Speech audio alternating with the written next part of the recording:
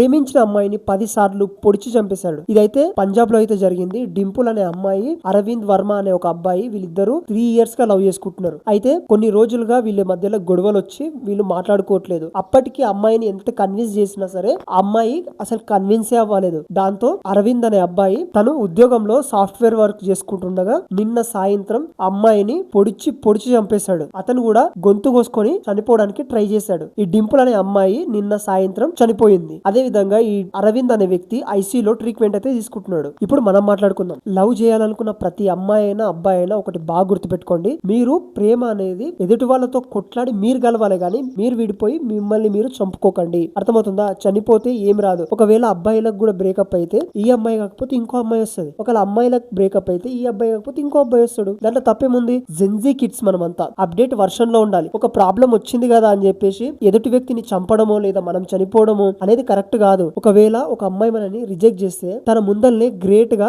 బతికి చూపించాలి. అప్పుడు వాళ్ళు లోపల ఒకటి ఫీల్ అయ్యేలా చేయాలి. అదేంటో తెలుసా? అసలు వీడిని ఎలా వదులుకున్నాను అని తను రిగ్రెట్ ఫీల్ అయ్యేలా చేయాలి. అది అసలైన గెలుపు అంటే. అంతేగాని ప్రేమించిన అమ్మాయిని చంపడము లేదా ప్రేమించిన అబ్బాయిని చంపేయడము ఇది కరెక్ట్ కాదు. కంటెంట్ నచ్చితే లైక్ చేయండి, అదే విధంగా సబ్స్క్రైబ్ చేయండి. నేనున్నానని మాత్రం అస్సలు మర్చిపోకండి.